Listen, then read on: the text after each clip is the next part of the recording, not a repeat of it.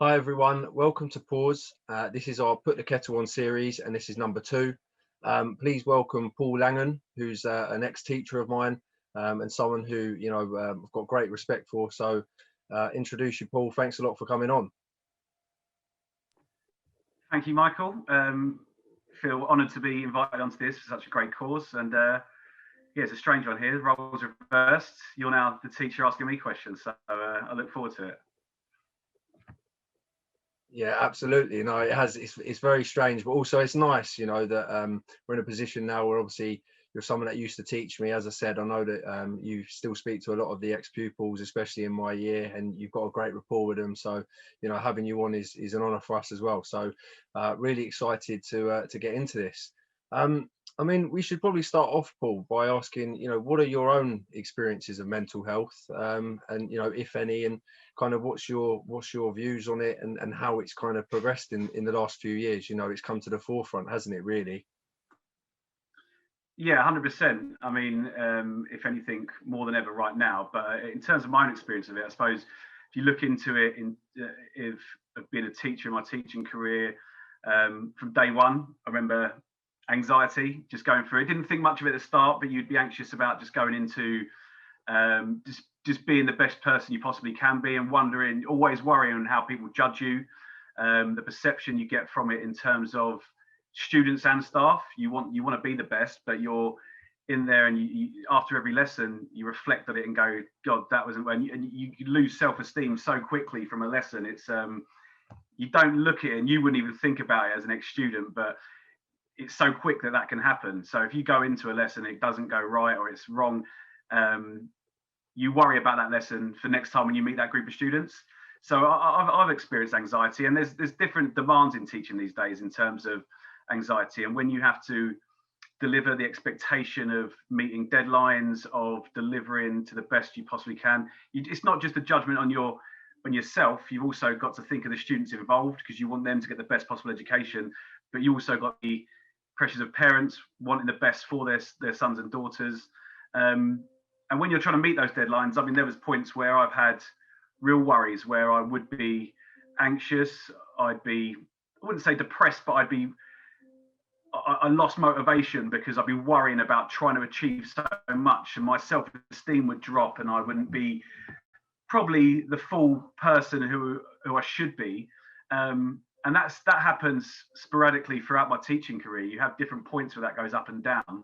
I feel now I'm in a really positive place with that now, because I feel like I'm established. I know what I've done. I've been able to do things that I wanted to achieve.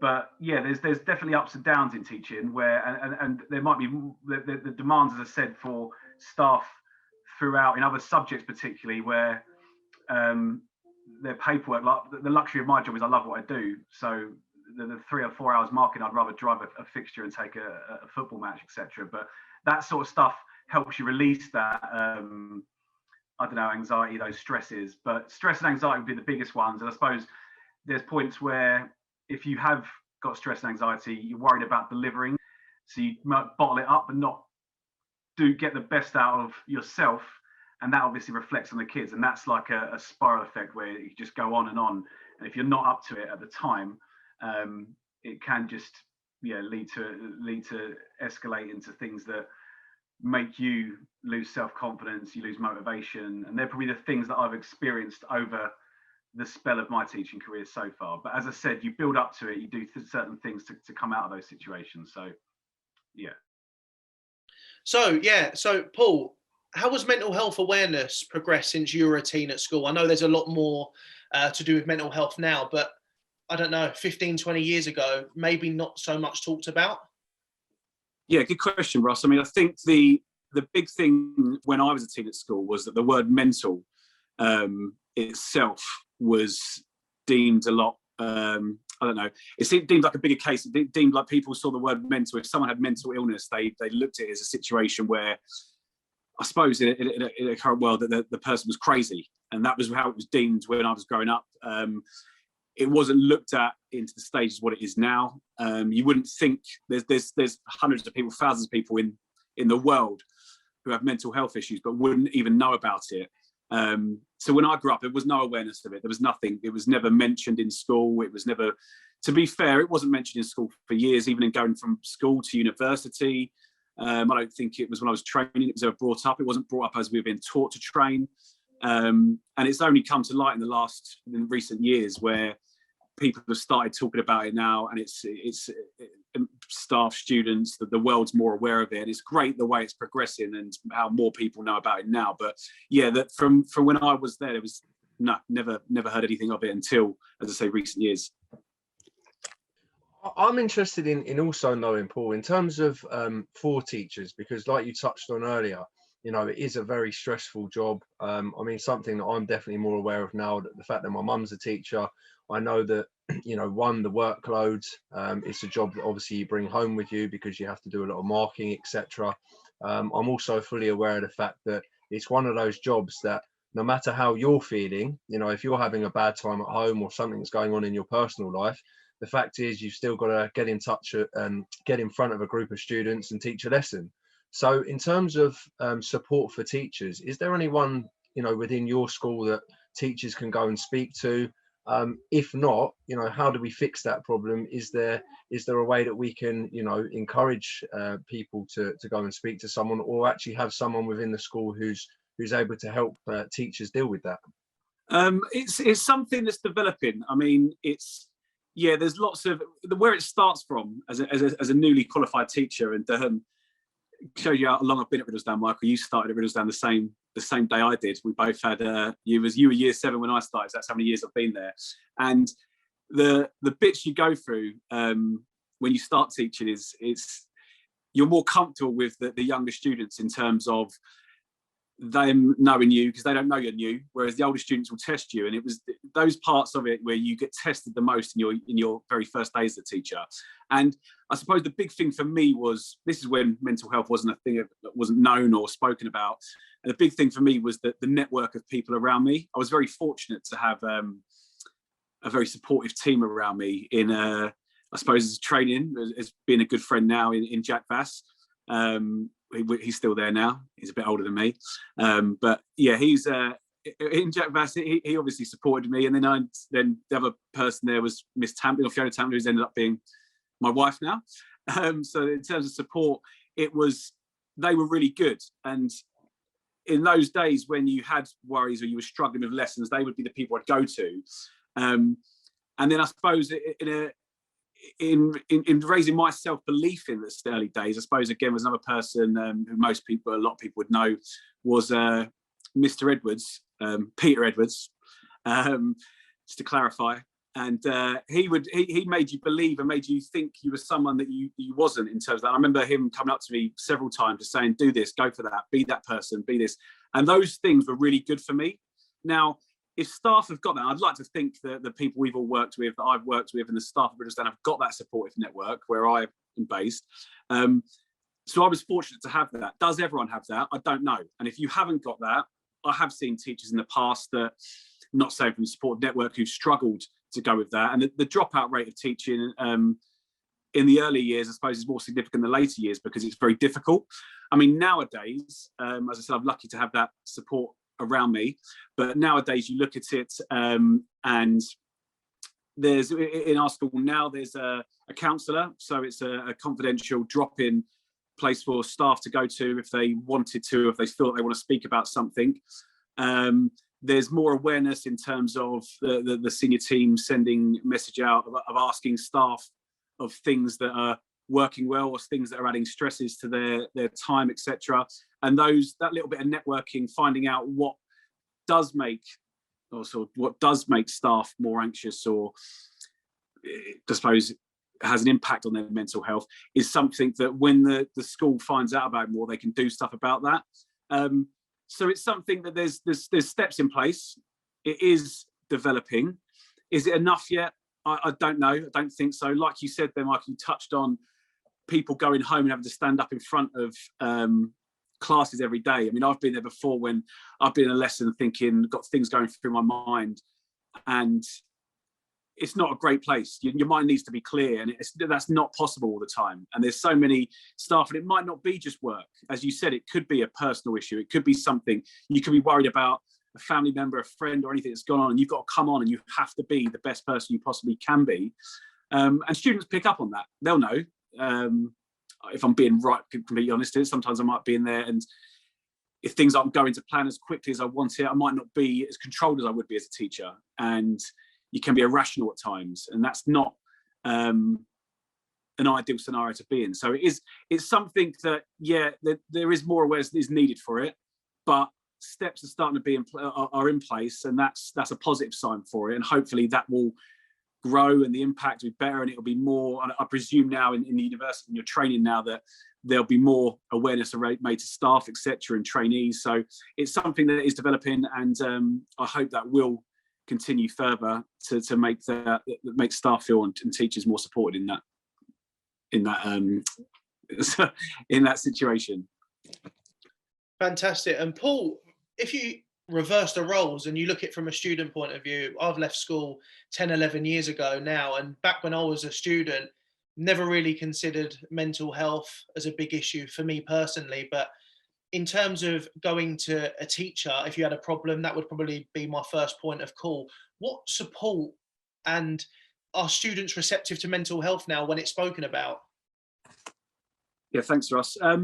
It's like you said, you go to a teacher, you'd hope that the first port of call for a student would be the relationship between them and their tutor, because that's the person they see generally the most. They see them every day. If they have for 5 years, they'll get to know them. I'm sure there's hundreds of students out there that would have fond memories of working with their tutor.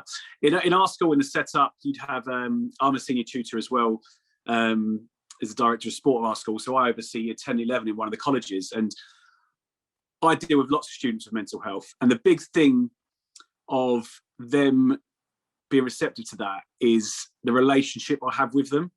So if there's a relationship between the member of staff and the student, it's easier to come out. It's easier for them to open up and talk about it. And sometimes it might not be the right person for me. So we'll have Senkos in the school with the Mackay College. And sometimes those students want to speak to somebody completely different that they don't see all the time, because they might have something more personal they're really anxious about opening up about. We do have a counsellor in the school. We have a counsellor in there to help with mental health that students are there. There is a waiting list for it in terms of people wanting to get on that. And that's a good port of call for students to go to. Are they always open? They're not always open about it. It's not an easy thing to do, because students have a lot, like you said, Ross, you might have been someone that never suffered with it. And there'll be a lot of students like that who are fairly similar to yourself, that maybe never had an issue, but they may have strong characteristics and strong bravado in terms of the person they are, but deep down they might be really worried about their exams. I know this year in particular, there's lots of students who've really suffered with lockdown and worrying about their results and worrying what grades they'll get. And then that has two impacts. It's either work harder now and try and get the best possible grade, or just completely go off the radar with it and give up. So support networks, you're going to it. I mean, I feel like in place in our school, there is good support. There's, as I say, your tutor relationship, your senior tutor, you have deputy heads, Senkos, the Mackay College. There's lots of different ports of call for them to go to, but it doesn't tick every box. It's impossible to say is everyone capable with their mental health? And you'd like to think so, but it's very, very hard. And if a lot of students don't open up about it, and it might be as simple as just being anxious about going to school. It might be that they're worried about their exams, but it's just hard to find the right line to engage with those students if they're not willing to share that. Yeah, Paul, I think it's really interesting, actually, from my personal perspective, that you said about students sometimes maybe being worried about exams and maybe not opening up. I think probably one of the problems that you see is, certainly maybe from my case, is that you get a bit of a bravado. So you almost feel embarrassed to go to a teacher and say, oh, actually I'm struggling. I think that's something, especially amongst boys, that they would struggle with. Is that something that you see a lot from students? I mean, it's a great example, because I know there'll be relationships I've had with students in terms of working with, say, like yourself, in terms of a sporting background, who will have big bravadas, who will be full of self-confidence and would be ashamed to come up and say, oh, sir, I'm not feeling myself. And I feel there's a big gap in that, because I even feel that, even though I've worked with so many different students over the years, But those type of students are the ones that are the most reluctant to share that experience. And it's often hard to see it on them, because the significant thing with mental health is generally changes in behaviour. So it might be either they're not as engaged with schoolwork, they're not as interested in, or they're not doing any homework, or they change friendship groups or whatever. You can certainly see certain patterns. But if I'm working with, I don't know, the captain of the football team, in his outside life, I don't know what's going on with him. But to me, he'll always be like, "How are you, sir? You're right. Yeah, I'm good. I'm good. Can't wait to play today. Can't wait to play today." But deep down, I suppose now, if I look deeper myself, do I notice patterns when they're engaging in sport? I suppose it's something I need to be more aware of myself. I suppose you learn from that. I could probably pick out now, and on reflection, looking back, there's sometimes where I've managed football matches and seen that players aren't themselves, and I've pulled them off the pitch, had a chat with them, but probably haven't got in deeper to why they're like that on the pitch. And that's something that I suppose I need to delve in deeper myself, as I say, for the future, because you do see little gaps of that, but you don't always know. It could just be that on their day they're not having a great game, but does that great game is that poor performance leading to something that's happened earlier on in the day? You don't know. But yeah, it's harder for that type of stereotypical student to open up. But as I said, the more students are these days coming forward with it, which is great. And the supporting networks in there are growing stronger as we go on throughout the days. Just last of all, Paul, in terms of education, obviously when we were back at school, we probably didn't think it was important as it actually is, but it's key in anyone's life, especially as you grow up. And do you think that mental health should be, should I say, included in a national curriculum nowadays?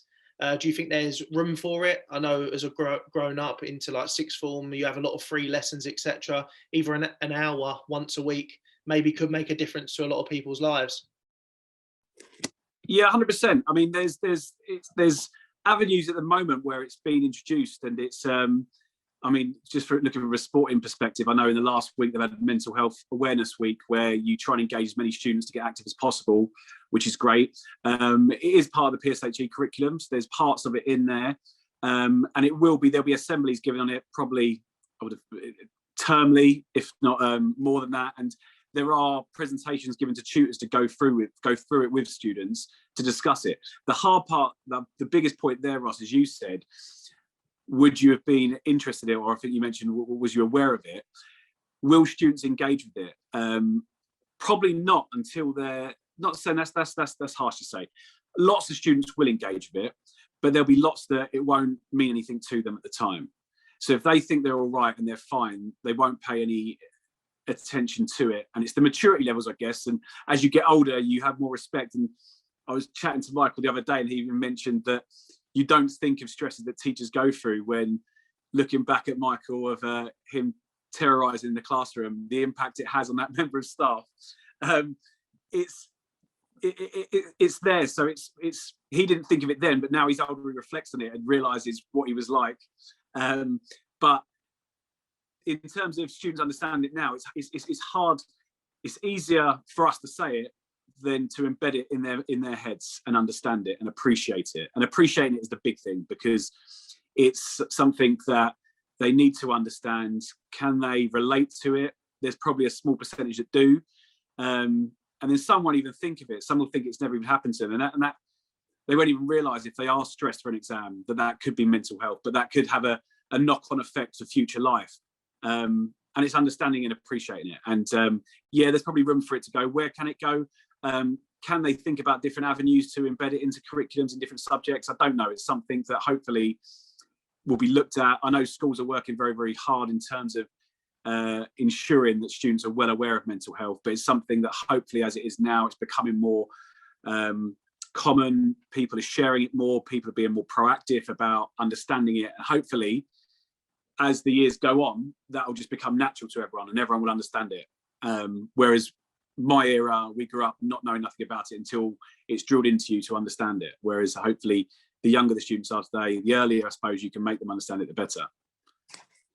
Yeah, no, I absolutely agree with what you're saying. And that's part of why me and Ross have created Pause, you know. And obviously at the moment due to restrictions and lockdown we can't, but what we're hoping is moving forward that we'll be able to work with, you know, Riddlesdown and, you know, run some events. And it's just a case, I think, of building a community, because, you know, there's so much more awareness around mental health now, but actually, you know, we need to be coming up with solutions.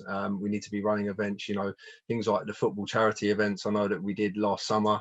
You know, things like that are only going to help. And, you know, hopefully we'll be delighted to get involved in that if that was something that the school would be interested in as well.